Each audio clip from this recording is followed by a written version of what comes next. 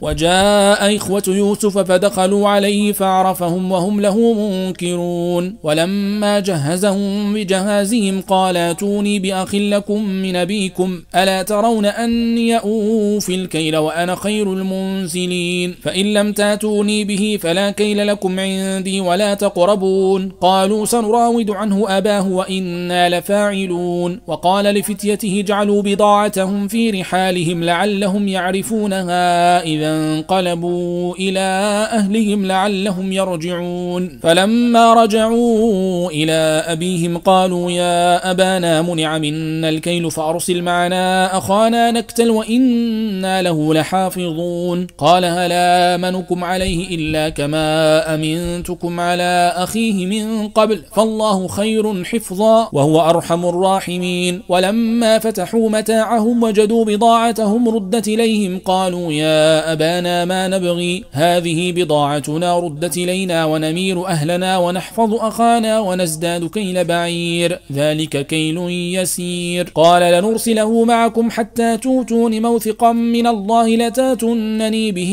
إلا أن يحاط بكم فلما آتوه موثقهم قال الله على ما نقول وكيل وقال يا بني لا تدخلوا من باب واحد وادخلوا من أبواب متفرقة وما أغني عنكم من الله من شيء إن الحكم إلا لله عليه توكلت وعليه فليتوكل المتوكلون ولما دخلوا من حيث أمرهم أبوهم ما كان يغني عنهم من الله من شيء إلا حاجة في نفس يعقوب قضاها وإنه لذو علم لما علمناه ولكن أكثر الناس لا يعلمون ولما دخلوا على يوسف آوى إليه أخاه قال إني أنا أخوك فلا تبتئس بما كانوا يعملون فلما جهزهم بجهازهم جعل السقاية في رحل أخيه ثم أذن مؤذن أيتها العير إنكم لسارقون قالوا وأقبلوا عليهم ماذا تفقدون قالوا نفقد صواع الملك ولمن جاء به حمل بعير وأنا به زعيم قالوا تالله لقد علمتم ما جئنا لنفسد في الأرض وما كنا سارقين قالوا فما جزاؤه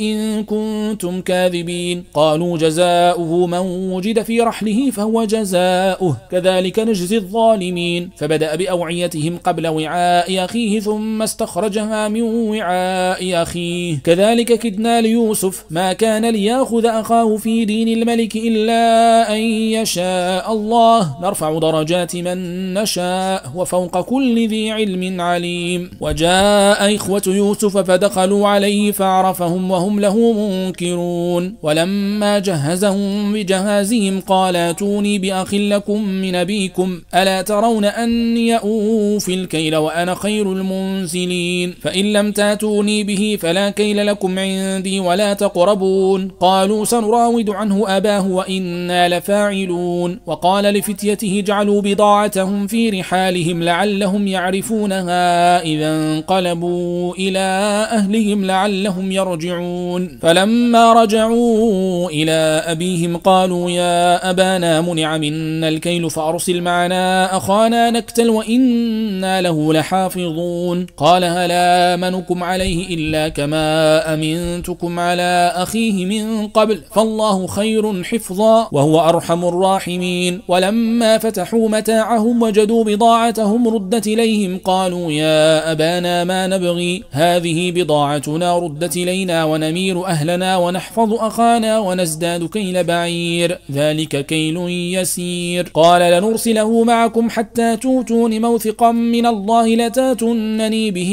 إلا أن يحاط بكم فلما آتوه موثقهم قال الله على ما نقول وكيل وقال يا بني لا تدخلوا من باب واحد وادخلوا من أبواب متفرقة وما أغني عنكم من الله من شيء إن الحكم إلا لله عليه توكلت وعليه فليتوكل المتوكلون ولما دخلوا من حيث أمرهم أبوهم ما كان يغني عنهم من الله من شيء إلا حاجة في نفس يعقوب قضاها وإنه لذو علم لما علمناه ولكن أكثر الناس لا يعلمون ولما دخلوا على يوسف آوى إليه أخاه قال إني أنا أخوك فلا تبتئس بما كانوا يعملون. فلما جهزهم بجهازهم جعل السقاية في رحل أخيه ثم أذن مؤذن أيتها العير إنكم لسارقون. قالوا وأقبلوا عليهم ماذا تفقدون؟ قالوا نفقد صواع الملك ولمن جاء به حمل بعير وأنا به زعيم. قالوا تالله لقد علمتم ما جئنا لنفسد في الأرض وما كنا سارقين. قالوا فما جزاؤه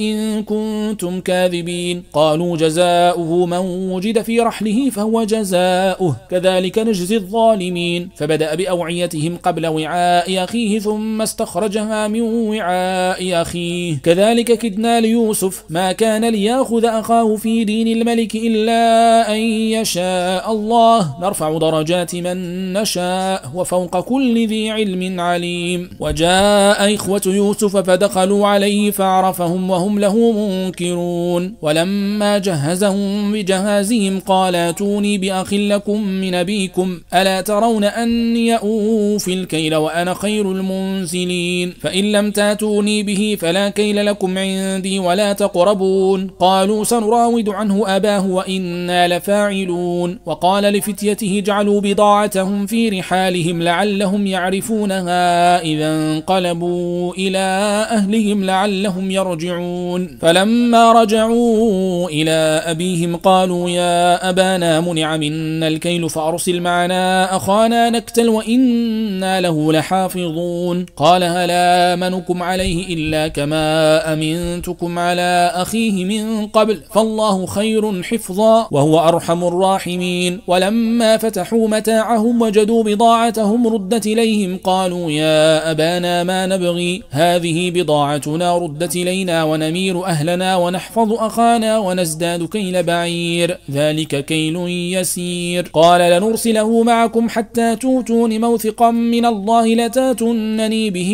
إلا أن يحاط بكم. فلما آتوه موثقهم قال الله على ما نقول وكيل. وقال يا بني لا تدخلوا من باب واحد وادخلوا من أبواب متفرقة وما أغني عنكم من الله من شيء إن الحكم إلا لله عليه توكلت وعليه فليتوكل المتوكلون. ولما دخلوا من حيث أمرهم أبوهم ما كان يغني عنهم من الله من شيء إلا حاجة في نفس يعقوب قضاها وإنه لذو علم لما علمناه ولكن أكثر الناس لا يعلمون. ولما دخلوا على يوسف آوى إليه أخاه قال إني أنا أخوك فلا تبتئس بما كانوا يعملون. فلما جهزهم بجهازهم جعل السقاية في رحل أخيه ثم أذن مؤذن أيتها العير إنكم لسارقون. قالوا وأقبلوا عليهم ماذا تفقدون؟ قالوا نفقد صواع الملك ولمن جاء به حمل بعير وأنا به زعيم. قالوا تالله لقد علمتم ما جئنا لنفسد في الأرض وما كنا سارقين. قالوا فما جزاؤه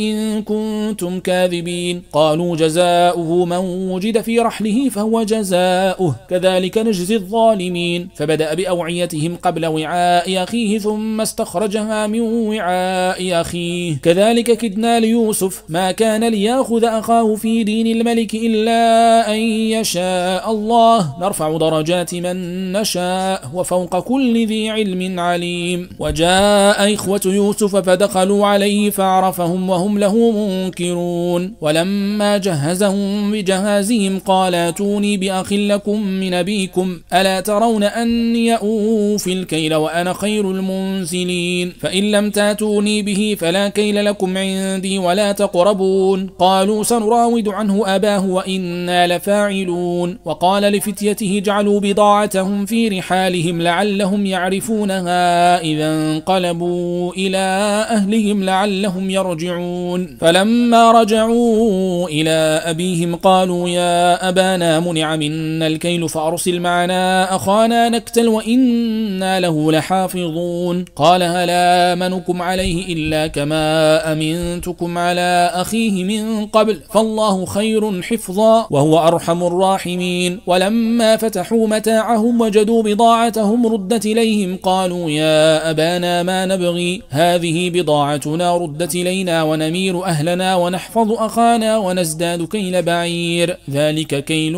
يسير. قال لنرسله معكم حتى توتون موثقا من الله لتاتونني به إلا أن يحاط بكم، فلما آتوه موثقهم قال الله على ما نقول وكيل. وقال يا بني لا تدخلوا من باب واحد وادخلوا من أبواب متفرقة، وما أغني عنكم من الله من شيء إن الحكم إلا لله عليه توكلت وعليه فليتوكل المتوكلون. ولما دخلوا من حيث أمرهم أبوهم ما كان يغني عنهم من الله من شيء إلا حاجة في نفس يعقوب قضاها، وإنه لذو علم لما علمناه ولكن أكثر الناس لا يعلمون. ولما دخلوا على يوسف آوى إليه أخاه قال إني أنا أخوك فلا تبتئس بما كانوا يعملون. فلما جهزهم بجهازهم جعل السقاية في رحل أخيه ثم أذن مؤذن أيتها العير إنكم لسارقون. قالوا وأقبلوا عليهم ماذا تفقدون؟ قالوا نفقد صواع الملك ولمن جاء به حمل بعير وأنا به زعيم. قالوا تالله لقد علمتم ما جئنا لنفسد في الأرض وما كنا سارقين. قالوا فما جزاؤه إن كنتم كاذبين؟ قالوا جزاؤه من وجد في رحله فهو جزاؤه كذلك نجزي الظالمين. فبدأ بأوعيتهم قبل وعاء أخيه ثم استخرجها من وعاء أخيه كذلك كدنا ليوسف ما كان ليأخذ أخاه في دين الملك إلا أن يشاء الله نرفع درجات من نشاء وفوق كل ذي علم عليم. وجاء إخوة يوسف فدخلوا عليه فعرفهم وهم له منكرون. ولما جهزهم بجهازهم قال اتوني بأخ لكم من أبيكم ألا ترون أني أوفي الكيل وأنا خير المنزلين، فإن لم تاتوني به فلا كيل لكم عندي ولا تقربون. قالوا سنراود عنه أباه وإنا لفاعلون. وقال لفتيته جعلوا بضاعتهم في رحالهم لعلهم يعرفونها إذا انقلبوا إلى أهلهم لعلهم يرجعون. فلما رجعوا إلى أبيهم قالوا يا أبانا منع منا الكيل فأرسل معنا أخانا نكتل وإنا له لحافظون. قال هل آمنكم عليه إلا كما أمنتكم على أخيه من قبل فالله خير حفظا وهو أرحم الراحمين. ولما فتحوا متاعهم وجدوا بضاعتهم ردت إليهم قالوا يا أبانا ما نبغي هذه بضاعتنا ردت إلينا ونمير أهلنا ونحفظ أخانا ونزداد كيل بعير، ذلك كيل يسير. قال لنرسله معكم حتى توتون موثقا من الله لتاتونني به إلا أن يحاط بكم، فلما آتوه موثقهم قال الله على ما نقول وكيل. وقال يا بني لا تدخلوا من باب واحد وادخلوا من أبواب متفرقة، وما أغني عنكم من الله من شيء إن الحكم إلا لله عليه توكلت وعليه فليتوكل المتوكلون. ولما دخلوا من حيث أمرهم أبوهم ما كان يغني عنهم من الله من شيء إلا حاجة في نفس يعقوب قضاها، وإنه لذو علم لما علمناه ولكن أكثر الناس لا يعلمون. ولما دخلوا على يوسف آوى إليه أخاه قال إني أنا أخوك فلا تبتئس بما كانوا يعملون. فلما جهزهم بجهازهم جعل السقاية في رحل أخيه ثم أذن مؤذن أيتها العير إنكم لسارقون. قالوا وأقبلوا عليهم ماذا تفقدون؟ قالوا نفقد صواع الملك ولمن جاء به حمل بعير وأنا به زعيم. قالوا تالله لقد علمتم ما جئنا لنفسد في الأرض وما كنا سارقين. قالوا فما جزاؤه